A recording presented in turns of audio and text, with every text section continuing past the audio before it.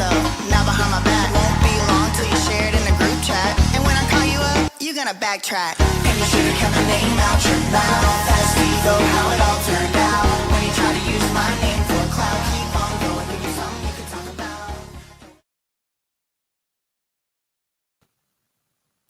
Hello everybody, how you doing this fine Monday? Oh my god, what even day of the week even is it? Like, I feel like those weeks between Thanksgiving and Christmas is just like, what even is this place? What even is this stuff? What even is this things or whatever going on? Okay, I wasn't even going to go live. I wasn't going to go live, but then I came across a video and there was a plant. There was a plant in the video. Okay, so this particular plant, I don't even feel like getting into the details right now, but this particular plant came across my purview. I got a new like set. I don't know if y'all can tell or not. I mean, like, I'm obviously not even done like putting it together back there, but I'm just like getting used to like the new setup right now. So I'm like looking around, like I feel like the squirrel on Ice Age or whatever.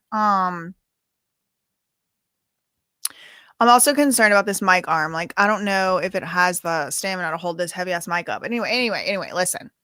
I wasn't going to go live because I'm really not feeling like it. But then I saw a plant went live or a plant went on a video. And I was like, no, hold on. If they're going to have plants out here planting around, like, then no days off. No days off for me. Yeah, I just literally took my rollers out. I was going to leave them in all night. I was just going to be like, I'm just sleeping them. No. The plants don't rest. So how can I? If the plants are out here planting, then I guess I have to be out here. Anyway, okay, so I didn't even have time, or I had plenty of time. I didn't even have the energy to do a thumbnail. Actually, I originally had done a different thumbnail. I don't want to get into it right now. Okay. I didn't even share this on Twitter. If y'all are in here right now, then you're one of the ones that gets the notifications because I didn't share this on Twitter. I didn't share this on Instagram or anything like that. So anyway, okay. So let's talk about some things. I want to talk about Luigi Mangione. I want to talk about Luigi Mangione's case. It's going on today. And what's happening is not the trial, okay? So don't get it twisted. It's not the trial. The freaking prosecutors apparently are like monitoring what people are saying out here on the internet, like inner city press. They already like were reaching out to him. So okay, it's not a trial.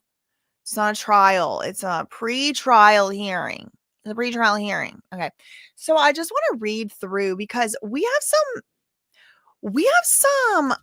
all is not quiet. Ow. On the home front, on the eastern, on the western, or the whatever the front is. Okay. All is not quiet. Okay. With the Agnifilos. All right. The Agnifilos are having quite the day, quite the weekend, it seems. So Mark Agnifilo, you may remember, was Sean P. Diddy Puff Daddy Combs's lead lawyer for his trial. Well, guess what? He gets around. Okay, he gets around because now he's also, and has been for quite some time, a lawyer, although albeit not the lead lawyer on the Luigi Mangione case. The lead lawyer on the Luigi Mangione case, though, is Karen Friedman Agnifilo. This is Mark Agnifilo's wife. Okay. And me personally, I'm a much bigger fan of Karen Agnifilo than I personally am at the moment. I reserve the right to change my mind of Mark Agnifilo. I mean, look, I kind of like Mark Agnifilo too. I think he's going to hell. He's funny, he's entertaining, and he always gives us something to talk about, which if we're going to have to live in hell, at least like give us the peanut circus or whatever, circus and peanuts or whatever the Roman Empire did or whatever. Okay. So that being said, Karen Friedman Agnifilo, I mean, I think she's the sleeper of the couple, like as in like people don't put enough respect on her name. Okay. So big day for the Agnifilos, big day for Mark Agnifilo, big day weekend for Mark Agnifilo, and big day for Karen. So I want to start with the Luigi case. I just want to read what happened today in the pretrial hearing. There was some really interesting stuff. I think this is historical. And then we're going to transition over to talking about the Diddy documentary and how it appears to me, and from all appearances, public appearances, it appears to me as if and as though Mark Agnifilo is really pissed. Okay, he's mad at Diddy. Okay, so That's what it appears like to me. Okay. So let's start with the Luigi Mangione case. Yeah, circus, peanut circus, whatever it is, whatever it is. Where have I been, girl? I take weekends off. Not every weekend, but I've been at my house. I ain't been nowhere. I ain't been nowhere. I ain't been doing nothing except being at my house. That's it. Okay, so here's the thread from Inner City Press. And shout out to Inner City Press because he has been out here reporting tirelessly day and night, day and night. And he did this for the Diddy trial, but he does it for trials all day. He does it for trials all day. Every day is his job. So shout out to him. His account did get hacked a few couple weeks ago, and come to find out now he got his account back, thank God. Okay. So we'll start here. This is, like I said, historical. This is the day 4 of a at least week-long suppression hearing. Okay, this thing has been going on, and this is not even the trial. This is like longer than a lot of trials. And what they're trying to do, Karen Agnifilo, Mark Agnifilo, they're trying to keep certain things out of the trial so that they don't come in. They don't want certain things in. The so-called manifesto, they don't want that in. The so-called pew pew, they don't want that in. The so-called magazine, the this, the that, the contents of that backpack. They apparently allegedly found a backpack with Luigi. And now this is the New York State case, but there is another case in, I believe, Pennsylvania, and there's definitely another case in the federal courts in New York. And that one, they were seeking the DEATH penalty. So in this case right now, we're just going to zoom in, lock in, chat. We're going to lock in on just this one case. This one is the New York State case. So all this stuff that they're arguing, girl, all this stuff they're arguing in this case, they're going to probably argue in the other 2 cases as well. Like this was an unlawful search and seizure. And also there's some other evidentiary issues. And I think it's very interesting. So I want to kind of keep up with it here. Oh, that reminds me. I need to put this video, this live stream. Somebody please remind me in the comments after the live chat is over. Please, somebody remind me in the comments to add this live stream to the Luigi Mangione playlist and to the Diddy playlist. I did not add this live stream to the playlists. And then at the end, we're going to do a little new music reaction moment. Okay, so this is Inner City Press, Luigi Mangione, day 4 of suppression hearings in the New York State case. Inner City Press on December 3rd filed a letter asking to unseal the exhibits. So the court had originally ruled in here that the exhibits from this case were not going to be shown publicly. We're not going to be shown publicly. But Inner City Press filed. He filed a letter with the court citing case law, and now we are going to get to see the exhibits, albeit redacted. Okay, so shout out to him. Like I said, he's out here getting the news for us, getting the play-by-play, and fighting for all of our rights to transparency of our institution. So shout out to him. Okay, first book. Okay, so this was his letter that he filed. Y'all can pause it and read it if you want to. I'm not trying to be on here for all night. It's already almost close to my bedtime right now, so I'm not trying to be on here for all night, but I do want to go through this thread. Okay, so it's 9:30 this morning.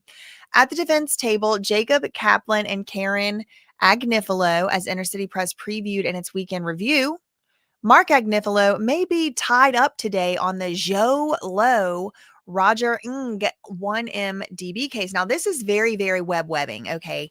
This Joe Lowe guy, this is the guy that Brittany, now he's now a disgraced Malaysian billionaire. He was running a fund that apparently funded the Wolf of Wall Street movie to be made. And maybe that was based on his life or something. But Britney Spears was in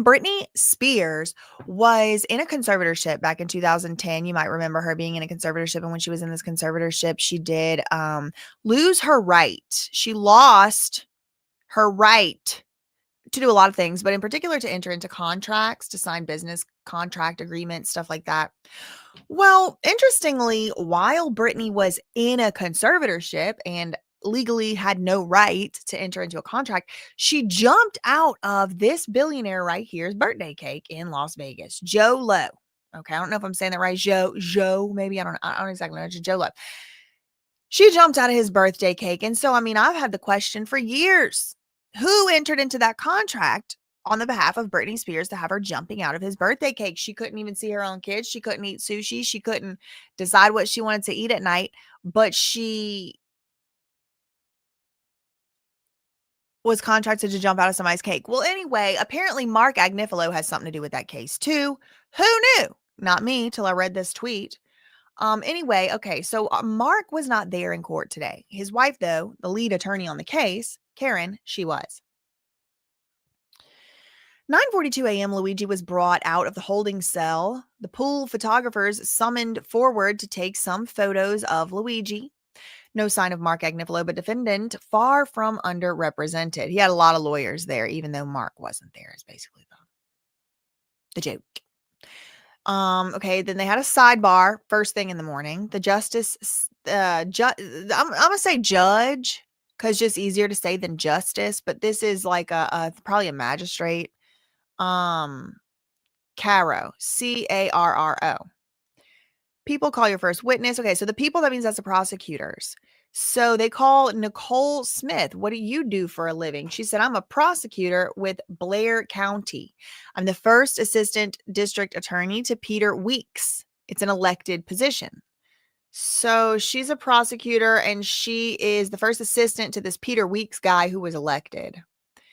Okay, so the assistant, the prosecutor, again, we're in the New York State case here. That's what we're reading right now. What were you doing on December 9th, 2024? This was the day Luigi got arrested. He said, so this is a prosecutor in Blair County. She said, I was in a proceeding in the Blair County courthouse. I was doing my job. And I got a call from Lieutenant Hanley. He said he was in the McDonald's and they were engaging with Mr. Mangione. So she's like, I'm minding my business on December 9th, doing my job. And I get a call from this lieutenant. Apparently he was at the McDonald's and they were engaging with Luigi, who had given a fake name and a fake ID. The witness, the prosecutor from Blair County, Pennsylvania, said, then I went back into the courtroom and I asked the judge's indulgence. So basically, I asked the judge if I could do something else instead of my job, and or some other aspect of my job instead of the job I was currently supposed to be doing in front of that judge that day. She said, I called DA Weeks out. We suggested forgery charges under Pennsylvania law. So this is like the New York State prosecutor is talking to a Pennsylvania prosecutor, and the Pennsylvania prosecutor is like, yeah, I wanted to do something to him, like get him arrested for something. Did Lieutenant Hanley take Luigi into custody? This prosecutor from Pennsylvania said, yeah, I think he did. Okay. What was prepared? A criminal complaint. The district attorney approved it at 5:13 p.m. on December 9th. And what were the charges? Charges were forgery and firearms not to be carried without a license. So he had a firearm with no license, also tampering with record, possession of instruments of a crime, and a fake ID. When was he arraigned? She said that very same day, 6:30 p.m. in courtroom 1 of the Blair County Court. Recently renovated, a lot of media attention had accrued. They were in the pews. Okay, can you identify the defendant? Yep, that's him right there. And she points to Luigi Mangione. She said blue button-down shirt and a gray suit jacket. Okay. Next question. What property was seized pursuant to these local Pennsylvania charges? She said the gun, for example. Okay. What about the manifesto? And here's Karen Agnifilo Friedman. Objection. Objection, Your Honor. I object. See, they've already fought. I think the one. Luigi's lawyers have fought and won for the prosecutors not to refer to these writings as a manifesto in court. So again, y'all, they're not at trial yet. They have not actually convened a jury. They haven't started doing jury activities yet. It's just in front of a judge. So the judge is like, I'm going to let you call it a manifesto today, but y'all can't call it a manifesto in court whenever it's at trial. The assistant district attorney said, let me show you 12A. Copy of the search warrant. And then Inner City Press puts a little note. He puts his notes in brackets. He said, following Inner City Press's unsealing letter in Justice Caro's direction, we should be getting exhibits later today. So I don't know if the search warrant has come out yet or not. But then, of course, they take a sidebar. And why are they taking a sidebar? Well, look, what property was seized? Oh, the pew pew. Well, what about the manifesto? And then Agnifilo, Karen Agnifilo is like, objection. Excuse me, no objection to this characterization. The judge is like, no, they can call it a manifesto. It's fine. And then the district attorney, then the prosecutor, again, this is New York State Court that we're talking about right here. This was earlier today. The prosecutor said, all right, let me show you this exhibit here. It's the search warrant. Okay, sidebar. We don't know what they're doing on the sidebars because when they go into these sidebars, they play this stuff called music. So it's like, no, they did not Mirandize him. We're going to get into that. Girl. I get distracted by y'all's comments. So what is this? Where to go? Okay, right. So this in New York State Court, Karen Agnifilo calls up. She says, I wanna do a sidebar, or somebody's like, can we do a sidebar? And they go up, and I'm assuming, and I presume they're talking about the manifesto and the characterization of the manifesto. Like Karen Agnifilo, and especially like Luigi has spent a lot of money. Luigi has spent a lot of money having Karen Agnifilo argue that nobody needs to call this thing a manifesto. Okay, so she's like, why are they still calling it a manifesto? Anyway, so then they go and do a sidebar. What role did your office have in the second search warrant? She said, well, it was reviewed by our office and signed by the DA, DA Weeks. Okay, now 12B, what is this?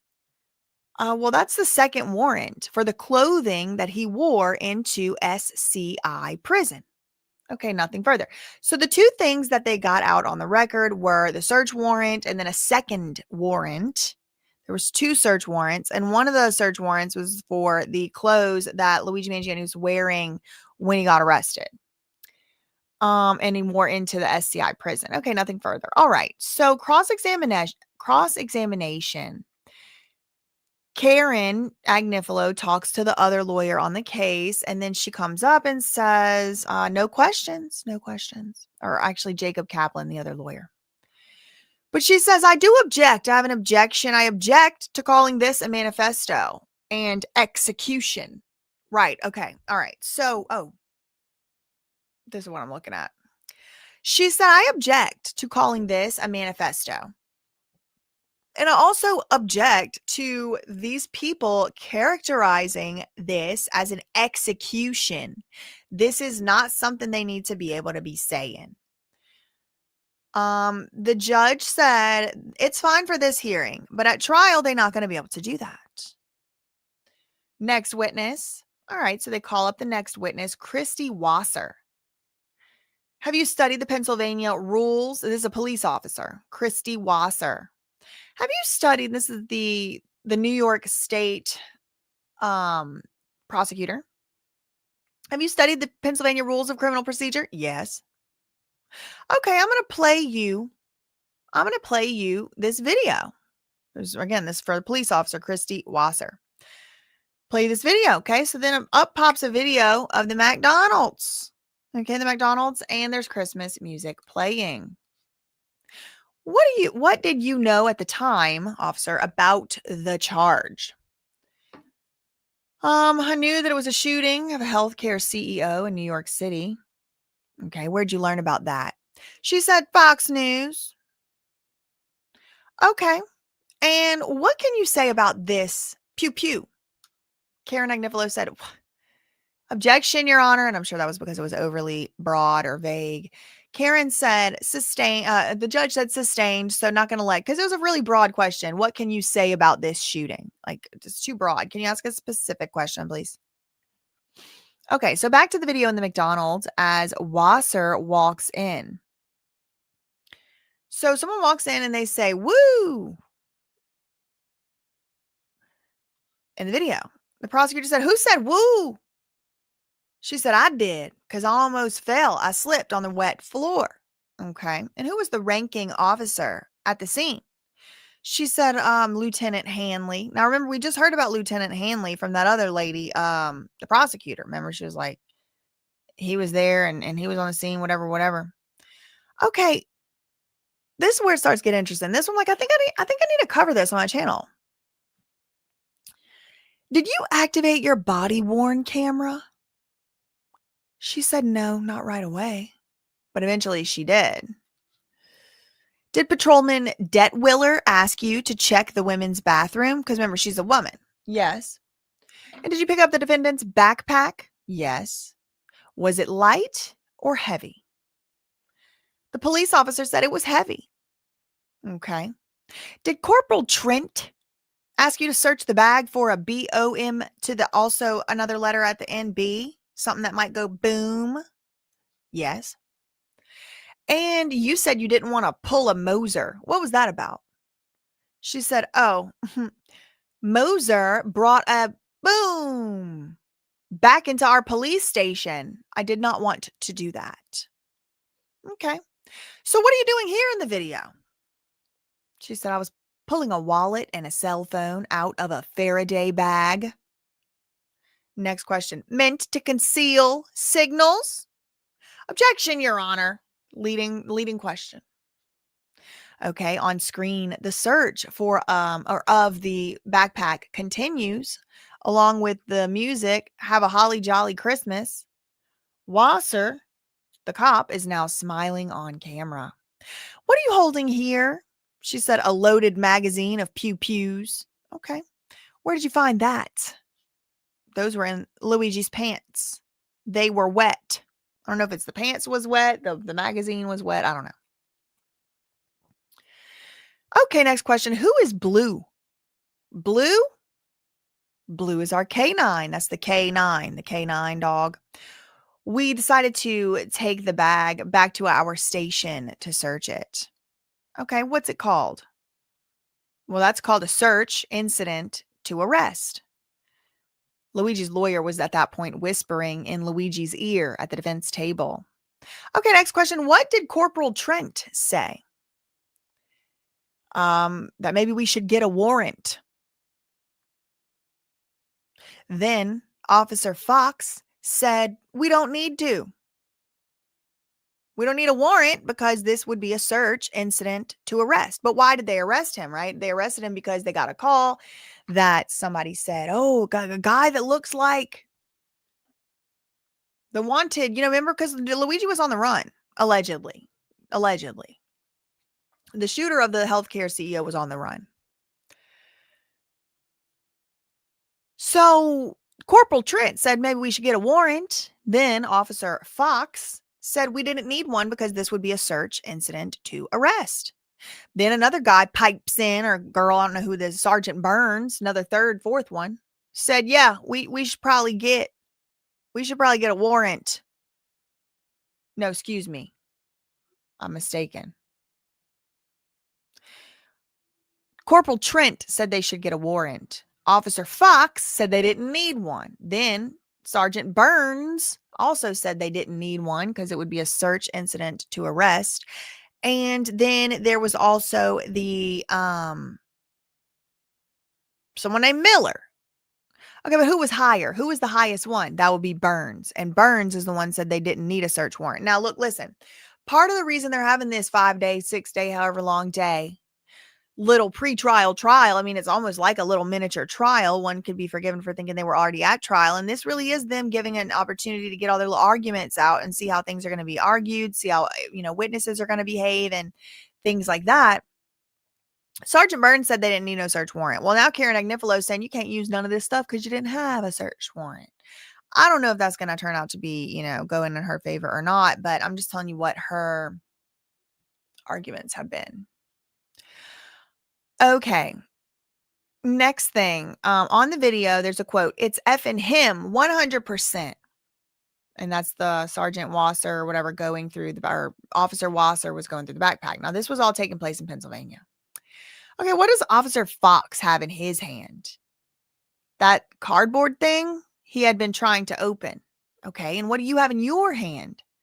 She said a tool wrapped in his drawers. Oh, my Lord, she was holding his drawers, y'all, his underpants.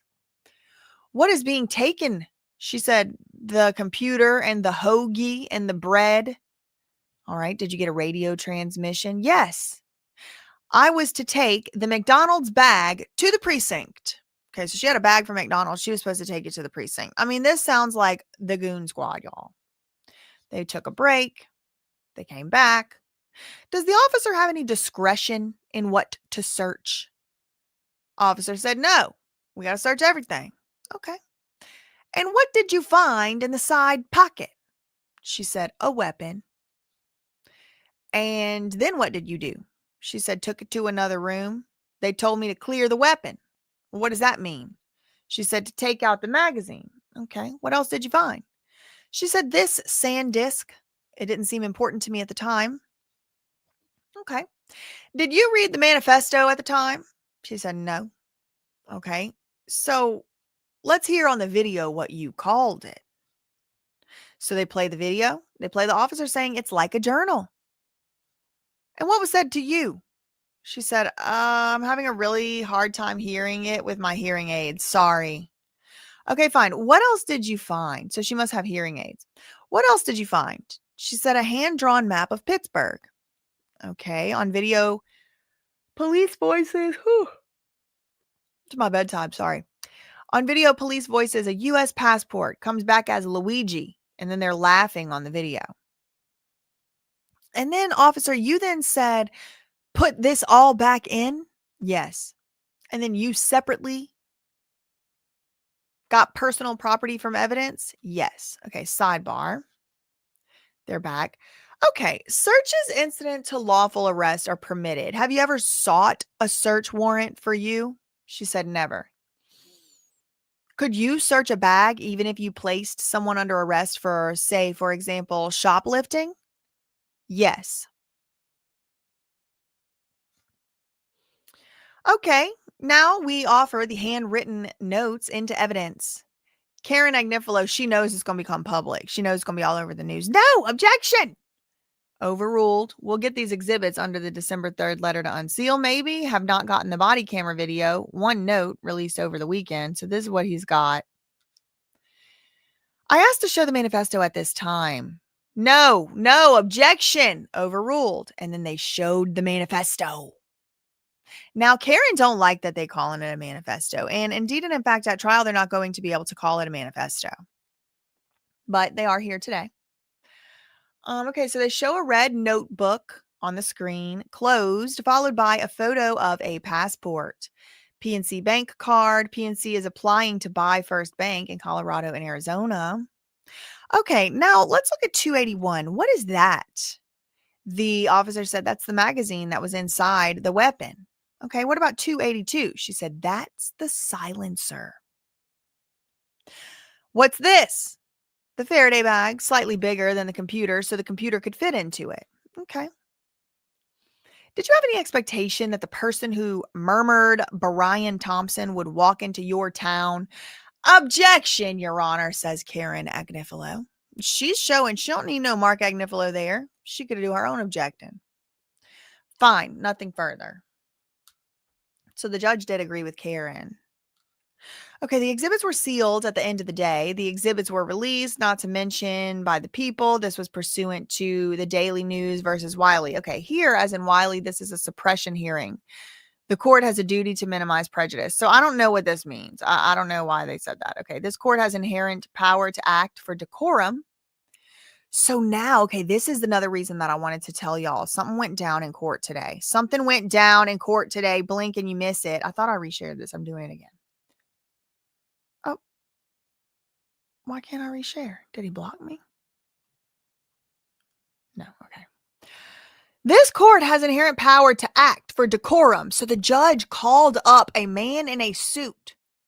And he says, just as he called inner city press on Wednesday, the man in the suit said, I made a misstatement. Who is this man in the suit? The man in the suit said, there's going to be voir dire in this case. The justice said, given the way that the people get their information these days, aka social media, this statement will be permanently out there, and that's prejudicial. So the judge is ruling in this suppression hearing. There was some man in a suit that said something or did something. Look, the exhibits were sealed at the end of the day. The exhibits were released. This was pursuant to the Daily News versus Wiley. Here, as in Wiley, this is a suppression hearing. The court has a duty to minimize prejudice. Prejudice to who? To Luigi. This court has an inherent power to act for decorum, and the judge called forward a man in a suit. He said, I made a misstatement. There will be voir dire in this case. The judge said, given the way that people get their information these days, the statement will be permanently out there, and that's prejudicial. Oh my God. Then they took a break.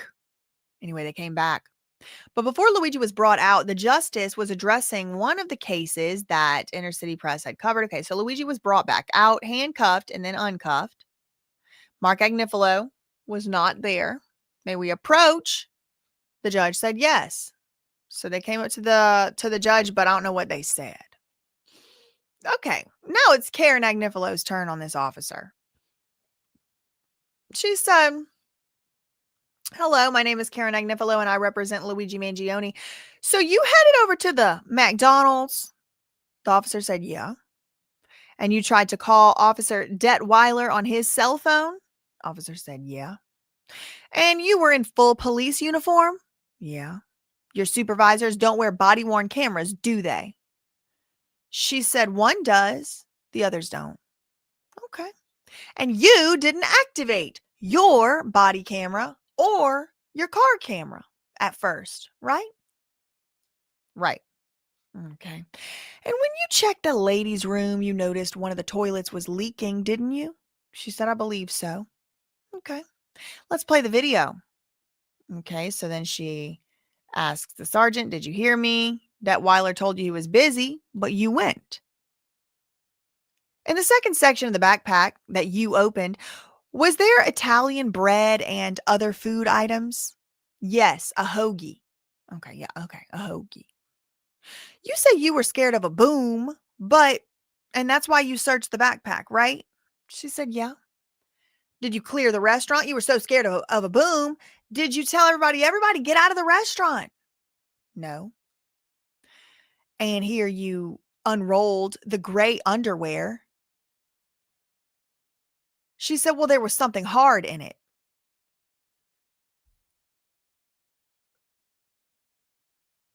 The underwear were in the backpack. Just, don't get it twisted. She said, it sounds like Fox was joking about not blowing his dog up.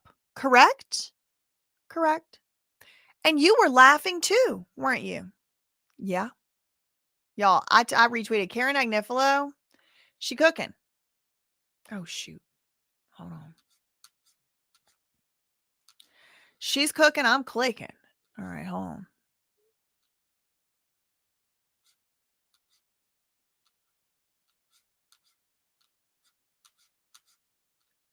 I clicked off. Okay. And so y'all joking around. Y'all are just laughing, kikiing, and hee-heeing. At the time you found the magazine, it was time to go back to the precinct, right? I object. Overruled. She said, I was told, let's go back to the station house. But you hadn't finished looking for the boom, though, right? She said, you'll see. I was still reaching around. Okay. Next question. Back at the precinct, you found the silencer, which could be the same size as a pipe boom, right?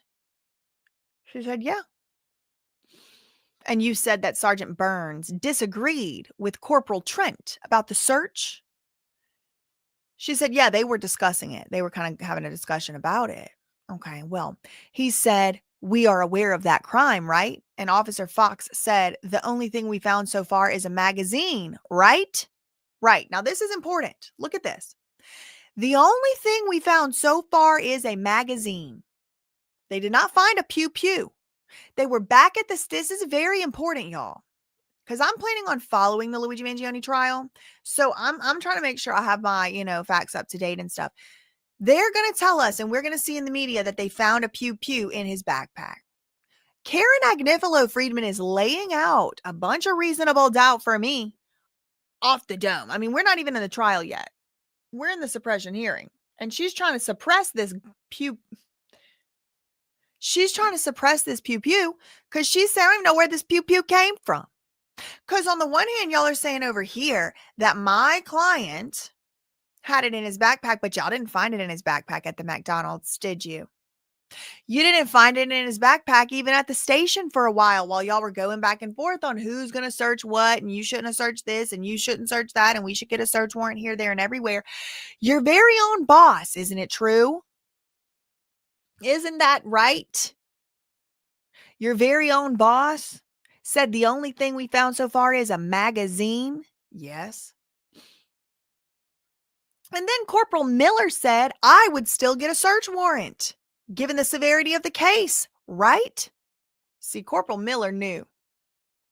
Luigi was fitting to hire some good lawyers. Okay. She said, yeah, I heard him say that. Yeah, I would still get a search warrant even if because of the severity, given the severity of the case. The officer said, yeah, I heard him say that. And you carried the backpack to the car? Yes. Your Honor, can we take a break? Karen asks. Yep, and then they come back. Did you pull over on your way to the precinct? More reasonable doubt is getting sprinkled, y'all. Karen said, did you pull over? Did you drive straight to the McDonald's? Did you drive straight to the precinct? Did you drive straight there, officer? Or did you stop? When you left that McDonald's, you stopped somewhere? She said, yes, I did stop. I pulled over on Union Avenue. Okay, were your sirens activated when you pulled over? No. And you transferred the bag to your car? Yes. Where was the backpack? In the hatch. I don't know what the hell the hatch is. I mean, the trunk. I don't know what that means. What car number were you that day? She said 110. And you turned on your camera to carry the backpack to the precinct? She said, we are required to in connection with searches. Okay, but suddenly the firearm was just right there.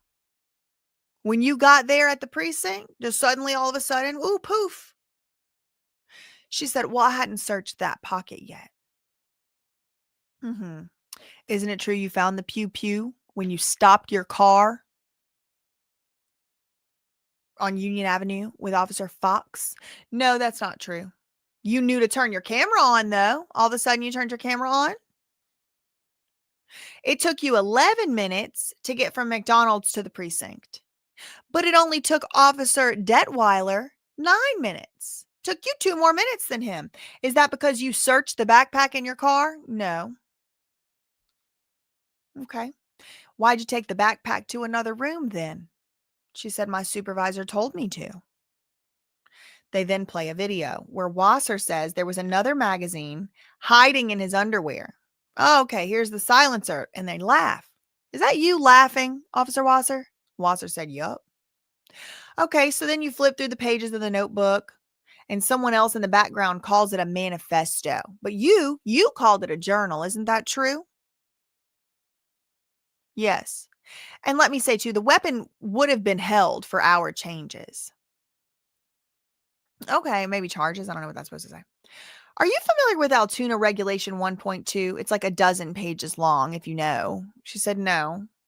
Okay. It talks about search and seizure. It's for the police department you work for, the Altoona Police. So they talk about search and seizure, incident to arrest. Did you meet with the assistant district attorney to prepare? She said, yes, I did. Okay. And did he prepare you for your testimony here today? Yes, he did. And you turned off your body cam when the search was done? Okay, what? Here's more reasonable. What? Hold on. She turned off her body cam when she was doing the search of the backpack? Why the hell would she do something like that? This case was all over the news. It was a nationwide manhunt for this man. And when she did the search and found the gun, her body cam was turned off. That sounds suspicious. I'm sorry, it sounds suspicious. And Karen has already got some reasonable doubt in my mind because the floor was wet and there was a toilet leak in the bathroom and the magazine was wet. Where'd this magazine come from? The Agnifilos are nothing if not good defense attorneys, I'll tell you that. You turned off your body cam when the search was done, didn't you? Yes, to take it to Officer Featherstone. We got all these different officers. Where? I don't recall.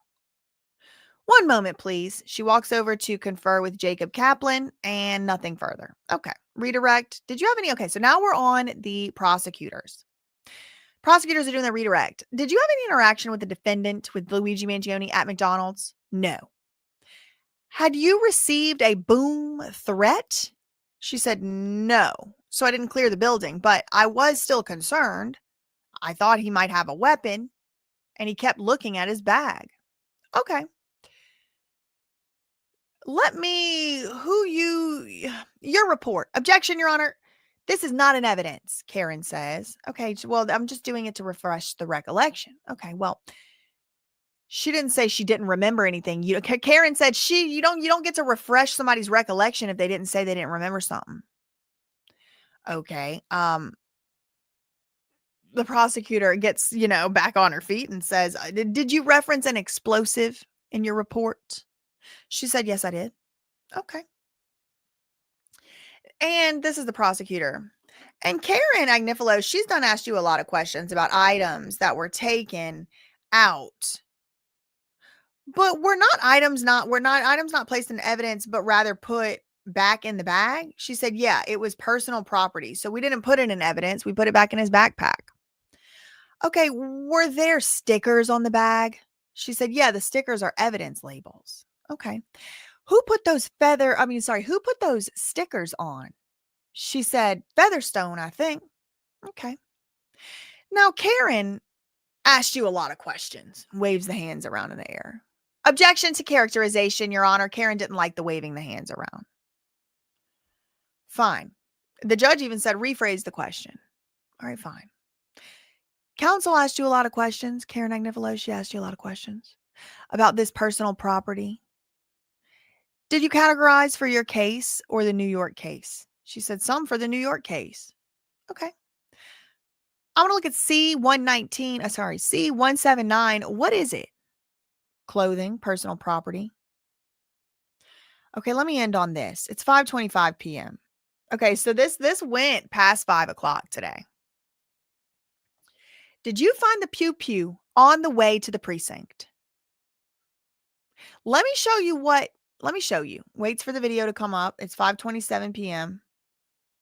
Maybe it's 5:27 p.m. in the video. I don't know what.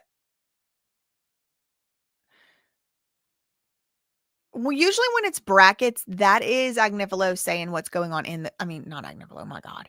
Usually when it is in brackets, it's Inner City Press, Matthew Russell Lee saying what happened in court. So I think this means that it was like 5:30 tonight and they're like, let's get this video up. This is the video. Do you see Detweiler leaving? Yes. I'd like to show you the magazine. Did you stop and do a search? Did you stop on the way to the precinct and do a search? True? No, not true. No, not true. I did not. But you found the gun that killed Brian Thompson. Objection, Your Honor. And the judge said, yeah, no, sustain. You can't be saying you found the gun that killed. You got to do a lot more evidence laying down. Okay, nothing further then. Okay, Karen comes back up on recross. She's like, no, I'm getting the last word over here, buddy. All right, officer, Karen says. To search. Luigi would have to be able to reach the property, right? And he was handcuffed. And in the precinct, Mr. Mangione was shackled to the floor. Isn't that correct? Yep, that's true. And you chose to put the backpack where you did. Yes. Did the New York City shooting involve a boom? No, it did not. Nothing further. Here comes the assistant district attorney, the prosecutor, for the the redirect. She says, "Officer, in other searches, were defendants handcuffed?" Yes. Nothing further. The judge says, "Give me a moment," picks up the desk and the bench phone, and then says, "See y'all tomorrow." So I would encourage y'all to go and follow Inner City Press. He did put out some vlogs and videos of his impression of today's hearing. But I do want to move to the next topic because I am losing steam, and I want to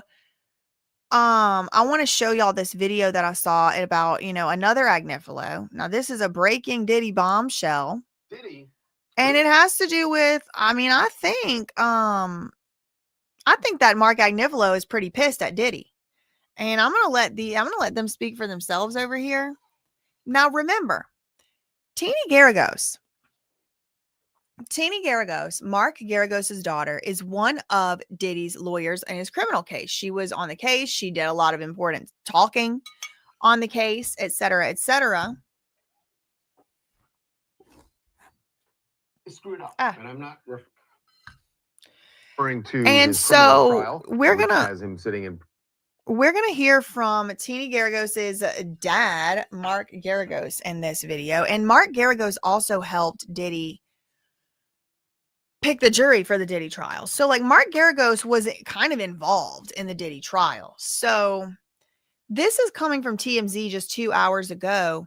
And, TMZ is always getting exclusives. This is Harvey Levin, and he actually not only always gets exclusives, but he has a podcast with Mark Garagos called Two Angry Men. Okay, so so I'm saying it's not coming straight from the horse's mouth, but it's like the horse's, stablemate's mouth. Okay, so or stablemate or whatever. I'm gonna turn it on 1.25 the speed and let you hear. It's not looking good. It's not looking good for Diddy and King. It looking like the people that, stood to help him get out of this situation, he's done betrayed, and now they're mad because he did not make Mark Agnifilo look very good. He did not make Mark Agnifilo look very good in the recordings that he was allowing to be taken of his attorney-client supposedly privileged communications, but whenever you allow somebody to put it on a video camera, then it's no longer privileged. Okay. Diddy really screwed up, and I'm not referring to his criminal trial, which has him sitting in prison right now, but it has to do with something that happened right before he got arrested. If you've seen the Netflix documentary about Diddy, Diddy the Reckoning, which 50 Cent produced. Now I'm just wondering, is he wearing a lace front? That's what I'm wondering. But anyway, because look at his hairline. I mean, that's a great hair. If it's not a lace front, that's an impeccable hairline. I mean, incredible. So there was a Diddy documentary, okay, the 50 Cent one, and it did not disappoint. The Diddy documentary did not disappoint. There were calls in there, apparently, allegedly, with Diddy and his lawyer, Mark Agnifilo, and this is what this video is about right now, the exclusive breaking and all that. They're like, woo, Diddy's in trouble with his lawyer, apparently, allegedly. But it has to do with something that happened right before he got arrested. If you've seen the Netflix documentary about Diddy, Diddy the Reckoning, which 50 Cent produced, there's some footage there that had never been seen before. This is a photographer that Diddy hired to follow him around and document his life. That footage ended up going to 50 Cent and his production company, and it's kind of the centerpiece. Sold to them. Yes, was the centerpiece of the documentary. So watch this particular scene because this is where a lot of people feel Diddy really screwed over someone. Okay. So a lot of people, I bet you this is the exact scene where Mark Agnifilo was like fuming. Because Mark Agnifilo really, I mean, he defended Diddy as if his own freedom was on the line. I mean, truly. I think the man lost sleep at night over the Diddy case. He really did. Only to have his phone calls being recorded and Diddy talking to him like that. And it's like Diddy's being like the daddy, like the daddy of the call. Like he's kind of trying to alpha everybody. He's like, we're losing right now. You're going to see. You're going to see. Should be very, very thankful for. I'm taking 8 nuclear bombs, you know what I'm saying, straight to the head. I want to go back. Scene, because this is where a lot of people feel Diddy really screwed over someone that he should be very, very thankful for. I'm taking 8 nuclear bombs, you know what I'm saying, straight to the head. And I'm tired of going back and forth with y'all, with the lawyers. Okay, so no. Let me tell you something. Let me say this. I'm not. And honestly, watching this documentary made me be like, oh my God, Diddy is just exactly as insufferable as I thought he was going to be. Like, he is the one who is being dragged across the whole entire world stage because of his depraved activities. And he still has the audacity and the bullface unmitigated gall to speak to Mark Agnifilo, like really one of the only people that stands in between him and going to jail forever for the rest of his life, prison, like this. Like, he still wants to posture like he's the daddy. He's the alpha. No, just stop. Stop. I don't even like Mark Agnifilo, okay? I mean, I kind of do a little bit, like, he's funny and stuff, but like, please. Diddy is doing this. No. I'm taking nuclear bombs to the head. And Mark Agnifilo is like, that's just simply not true. And that's what a lawyer is supposed to do. They're supposed to hold your hand with with you through the thing and say, look, you have a nuclear bomb. So like, this bit's a bit much. You're not saying nuclear or anything to it was this scene right here that TMZ chose to air. A lot of people feel Diddy really screwed over someone that he should be very, very thankful for. I'm taking 8 nuclear bombs, you know what I'm saying, straight to the head. And I'm tired of going back and forth with y'all, with the lawyers. Okay, so no. Let me tell you something. Let me say this. I'm not a referee. So I'm gonna get off the phone right now. Listen to me. I'm gonna get off the phone right now. And I am going to let you professionals look at the situation and come back to me with a solution. No matter what nobody said. Let's just, here and there, y'all are not working together the right way. We're losing. Well, he says we're losing, but the reality is Mark Agnifilo, the person with whom... No, I do think it is very interesting.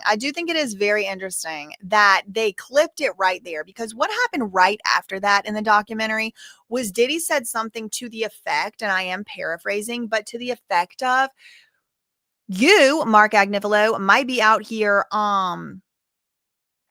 watching CNN and you might get your news from CNN, okay? But there's 8 billion people in the world, 7 billion of them are on Instagram, all right?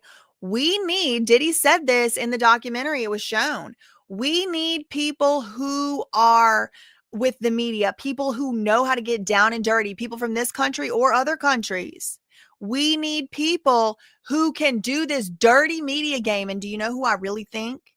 It's my opinion. I'm allowed to have. It's my opinion. I have no inside knowledge. I'm guessing and I'm speculating. But my opinion is that the person who came in to do this dirty media, dirty this country or others, is none other than Garagos himself. And that's why he wasn't on Diddy's case. Who was it that was bringing exclusives from what happened behind closed doors in the jury? Y'all remember whenever there was that issue with that juror and like issues about over what happened inside the closed door meeting with the judge got out to TMZ? Obviously, in my opinion, and I guess I reserve the right to change my mind if I see other evidence, Mark Garagos told Harvey Levin and he put it out as an exclusive. People were getting in trouble in the court. The judge said this cannot happen again or y'all are going to be in trouble. And so who did that? I'm assuming it was Mark Garagos, and I'm assuming that's why Mark Garagos was not on the case officially, but his daughter was, and he did help pick the jury. I think Diddy was like, y'all need to work together with Mark Garagos, Mark Agnifilo, and get the propaganda. He said the word propaganda. Okay. So it's interesting to me with my theory that they cut it off right before they started talking about propaganda, because I'm wondering, does somebody over here at TMZ have a guilty conscience? I don't know.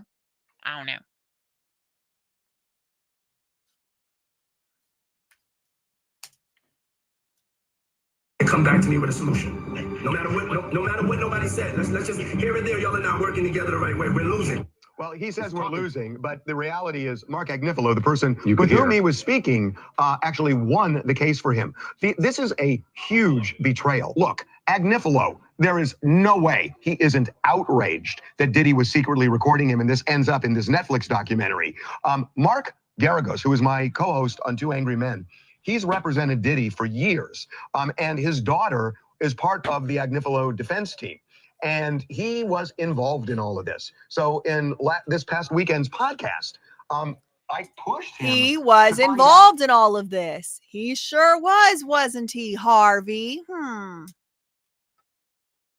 Yeah. How Agnifilo really feels here. And Mark kind of skirted it some, but I think you get the sense. Diddy knew that Mark was being recorded. So you can actually even see over here in the side like bar, it's recommended this exact video right here. Diddy screwed his own lawyer on video. Oh, that is a bad title. Two Angry Men. So look how angry they both are. I mean, they're angry. This guy right here, he owns Los Angeles Magazine. Now he's hiring plants. There was a plant at the Diddy trial. And it's like, honestly, like I wasn't even like in the mood to make this video. To not feel like going live, but I saw that exact plant, Mark Garagos' plant. And see, now they've wised up because now they have her sitting in front of a Los Angeles Magazine, LA Magazine background. But before, she had very, very few subscribers on YouTube, but she was somehow had a media press pass. She somehow had a press pass and she was able to get in to the courtroom, but she wasn't there at LA Mag. She was there from Pop Princess Podcast or something, Pop something podcast. It was like a very small, nobody ever heard of that shit podcast. And I'm not saying it's a shit podcast, but I'm not saying it wasn't. I'm saying nobody ever heard of that. So now I think because they've like, I've been out here saying like, I'm sick of like everything being fake. I'm just sick of it. I'm sick of it. If you don't come out here and pretend like you're like Pop Princess Podcast when you're working for someone, not everybody with a podcast with 700 followers on it just gets to sit in the Diddy trial. Y'all saw I had to fight for my freaking life to get into that Diddy trial. And now it's starting to make a whole lot more sense why. I'm wondering where those people hired. I'm wondering where those people hired to make sure, because I was there I was in the courtroom. I was physically inside the courtroom when the jury read the verdict of the Diddy trial. I was in the courtroom myself and I had to fight. My fiance had to pay money. I had to not physically fight, but I was physically threatened. People were screaming at me, squawking at me. People tried to skip me. People did, in fact, and indeed skip me. And the Lord had other plans because one of them got held up at security and I didn't even hurry up. I just walked. I clicked my little clicked and clacked with my little flats on down. I checked my bag in, checked my phone in, got my token, got my spot in line because God said, huh? So I sure was in there. But now I'm wondering,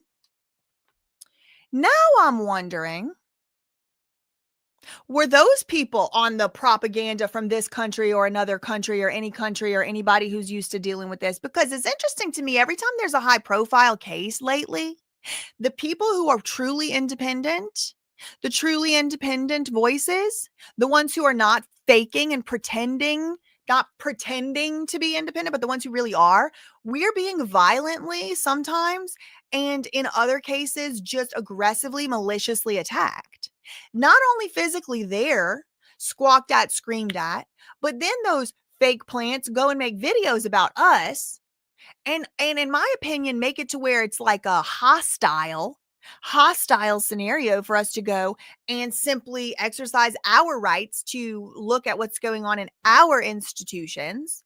Like we didn't have Sean P. Diddy disgusting ass, Puff Daddy, nasty ass Combs shoved down our proverbial throats as children. Now we want to just maybe meander in for one freaking day of the trial and you can't without inflamed beasts.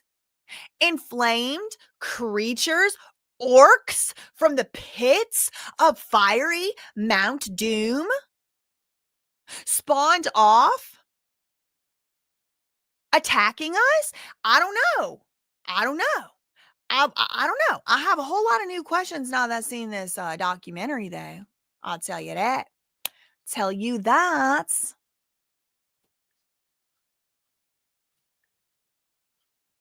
Didn't tell Mark.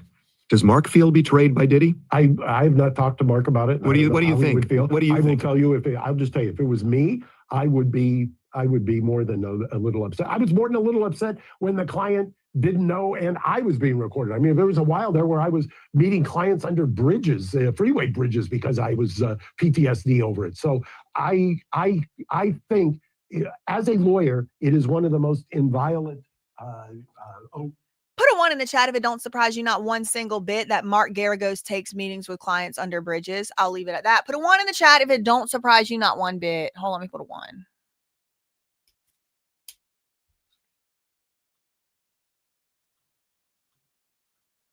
That you take to protect the client confidentiality and the client privilege. So I don't know. I haven't talked to Mark, but if I were Mark, I would be out of my head. Out of my head. It's incredible. Diddy did two things here. Number one, he betrayed Mark Agnifilo, who, to your point, did so much for him. Obviously, without Mark. So the fact that like Mark Garagos, who worked on the Diddy team with Mark Agnifilo, whose daughter was also on the team with Mark Agnifilo, and his daughter works at Mark Garagos. Mark Garagos' daughter works at Mark Agnifilo's law firm. So like it really is like kind of all in the family from what it looks like to me. So it appears like Mark Agnifilo has co-signed the statement coming out.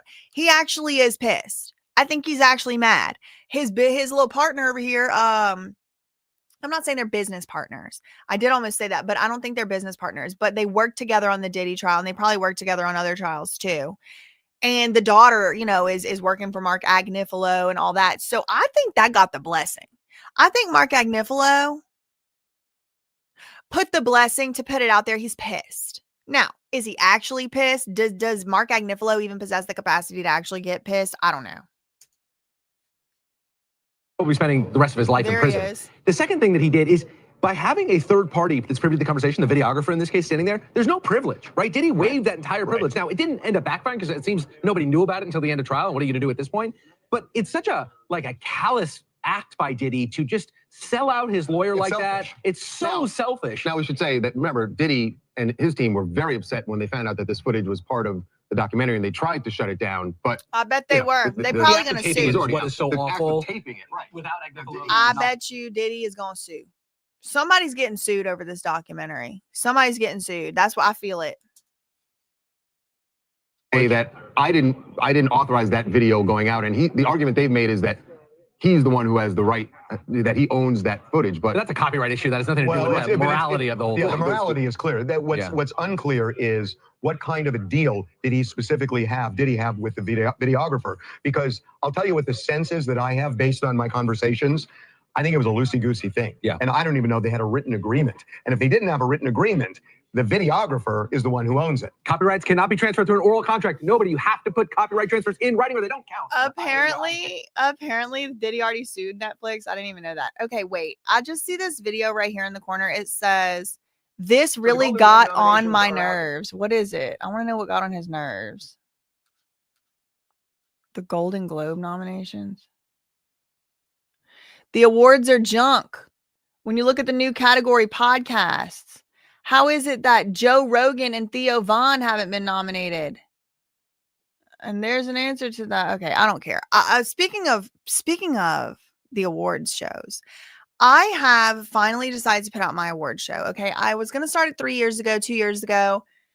It just hasn't happened. It's happening. Okay, I'm recording. I'm going to be doing it live. We're going to be doing it this week. It's going to be a live award show on BJ Investigates. Let me tell y'all some of the categories. Okay, you can vote now. Voting is open for one category. And the category that it's open for is Jezebel of the Year. Okay, it's bracket. It's tiered voting. It's bracket voting. So whoever wins in the categories will, be go to the next round or whatever until we get to the one Jezebel of the Year. But let me tell y'all the categories. What we will be, what I will be choosing. The only voting committee for the whole award show is me. No one else gets any say. I'm in charge of all the nominees and I'm in charge of all the winners except Jezebel of the Year. So if you want your voice to be heard, go vote on my ThatSurpriseWitness polls, and I'm going to be putting more up. Let me tell y'all the categories that I'm going to be nominating people for, the nominees, and I'm going to be choosing the winners. It's going to be biased based on my opinion, and it's not going to be fair in any way. Okay, it's going to be biased. It's going to be what I think, because really that's the only opinion that I really care about over here on this channel, me and the Lord. Okay, so all right, what are the categories? Okay, so some of them are like a little bit, maybe they're not going to happen. So I'm going to tell you just the ones that are for sure going to happen. And then there's maybe going to be some more surprise categories. But the only one you can vote for as of right now is Jezebel of the Year. Okay, So, song of the year, music video of the year, Jezebel of the year, best feature in a vlog. Yep. Clap back of the year. Y'all are gonna love those. Clap back of the year. I'm not telling y'all the nominees yet, but maybe I'll put out a couple teasers soon. Court reporter of the year. I think y'all are gonna be excited about the nominees. I think y'all are gonna be excited about. And I'm gonna win a lot of these categories, but I have some tough competition. I have some extremely tough competition for Court Reporter of the Year. Okay, so make sure you nominate your favorites in the comments. I probably won't take them into consideration, but who knows? Maybe I will. It is That Surprise Award Show for That Surprise Witness, so it's my award show for me. Okay, but I'm doing it live on BJ Investigates so that y'all can see, because I think the whole world deserves to know the year in review, according to me. We're also going to be doing That Surprise Activist Award. Okay, so Activist of the Year, we're going to be doing that one. Fall Off of the Year is one we're going to be doing. We might be doing some other fun, like little silly categories, Brain Rot of the Year, things like that. And then, of course, Streamer of the Year. So those are some of the categories. Some of them are a little sillier. I don't know if I'm going to do those. Those aren't as, thought out yet. Maybe like Theme Song of the Year, stuff like that. But or like best theme song or, whatever. We'll see. King of YouTube or something. I don't know. Who knows? Please do drop your ideas. Drop your ideas in the comments down below, but I'm no promises. I'm taking those into consideration. Okay. That being said, I will tell y'all one, spoiler, because I think it's probably pretty obvious. And it's that A Squirrel is Acting Up by Gorianna is going to be nominated for some of these music categories, but I wanted to show y'all I Am Dex. Like, I don't think anybody outside of my own personal life supports my music hobby as much as I Am Dex. I mean, he will react to a demo in a heartbeat. And so I just want to show y'all his channel because he was reacting to my demo the other day. Do y'all know that I have a music channel? Do y'all know that I have a music channel? Okay, wait, is this me? Yeah, okay. So I'll be putting demos out over there. I mean, it's like raw demos too. It's like no auto-tune, no reverb. No, I'm singing straight into this mic like this. And there was a demo just came out.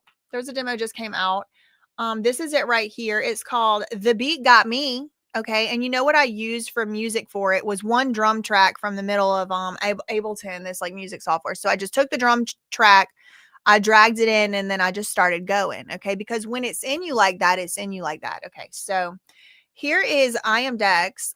Here's my music channel here. Okay. So this is the thumbnail right here. It's called The Beat Got Me. The Beat Got Me. I made it in one day. I made it in one afternoon, left to my own devices. And then I Am Dex, he reacted to it. So here he is reacting to it.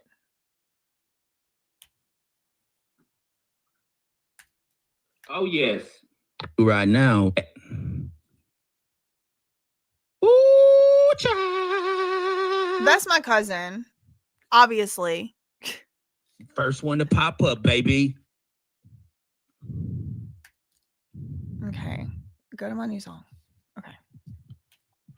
Here we go, baby. This one's not nominated for any awards, but I just thought it was fun. They asked me with the beat going. Oh, no, hold on. It's going too fast. Girl. Okay, hold on. Okay. The beat.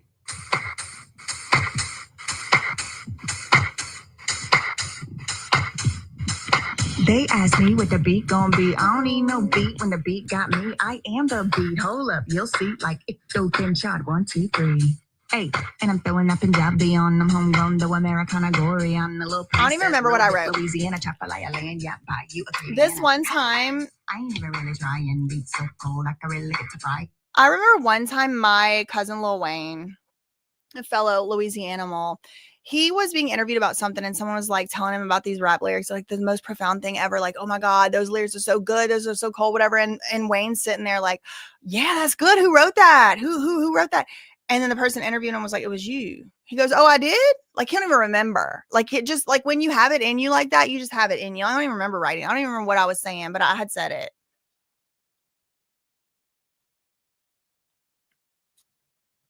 you'll see like it do thin shot 1, 2, 3. Hey, and I'm throwing up Punjabi on them homegrown, though Americana, Gorianna, little princess, little bit Louisiana, Chapalaya land, yeah, by you, Acadiana. Hey, I ain't even really trying, beat so cold, I can really get to frying, know that cut deep. I know you're lying. If I turn it up to 10, I had your daddy crying. Y'all never heard it like this before. Okay, and then it just goes crazy. Y'all never heard it like this. They ask me what the beat gon' be. I don't need no beat when the beat got me. I am the beat. Hold up, you'll see like it do thin shot 1, 2, 3. Hey, and I'm throwing up Punjabi on them homegrown, though Americana, Gorianna, little princess, little bit Louisiana, Chapalaya land, yeah, by you, Acadiana. Hey, I ain't even really trying, beat so cold, I can really get to frying, know that cut deep. I know you're lying, if I turn it up to 10, I hear your daddy crying. Okay, and then I'm like, I need more things. They ask me what the beat gon' be. I don't need no beat when the beat. I like the harmonizing. Hey, and I'm throwing up Punjabi on them homegrown, though Americana, Gorianna, little princess, little bit Louisiana, Chapalaya land, yeah, by you, Acadiana. Ha. I ain't even really trying, beat so cold, I can really get to flying. I know you're lying, if I turn it up to 10, I hear your daddy crying. If I turn it, I ain't even really trying. Okay, I don't think y'all are appreciating this. I ain't even really trying. Oh, that cut deep? I know you lying, because if I turn it up to 10, I'll have your daddy crying. Your whole bloodline gonna be crying. I ain't even trying. I'm just like one Sunday afternoon, like should have been doing laundry. You know, I ain't even really trying. Ain't no auto-tune, ain't no mixing, ain't no mastering. Okay. Am I scared that they're ever one day gonna take all the music off of streaming services? No. Because I got the beat in me. I mean, it's nothing for me. That's nothing. I ain't even really trying. I don't think y'all are appreciating that enough. I know, that's my cousin Dex. I've been trying to tell y'all. I've been trying to put y'all on to him. They ask me what the beat gon' be. Don't need no beat when the beat got me.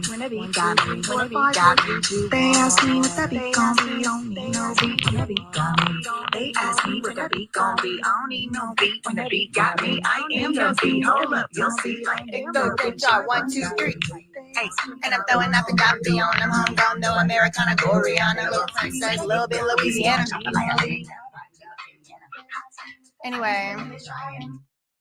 Anyway, the sick beat is just in my heart. There's nowhere you can't find it. Oh, Gorianna music. Okay, let me link y'all Dex. Shout out to him. He's funny. I love him. He is no one supports my music more than him outside my own family.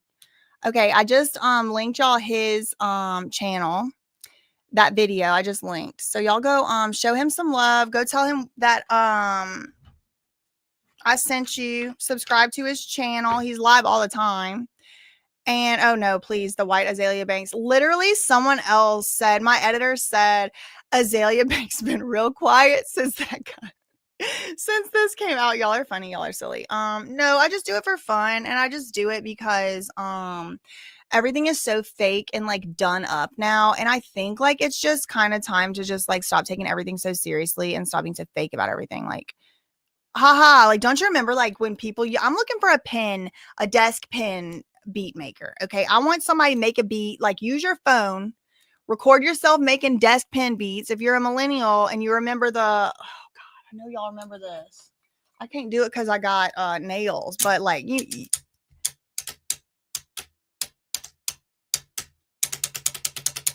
and then I'll be hitting stuff. I need that. Okay, I need somebody to make me one of them. I want to make a whole album or maybe just EP with like no music, just like sounds we make. Okay, just like it'll be music, but like you know what I mean, like no samples, no royalties, no. Why? I don't need to do that. Don't need no beat when the beat got me.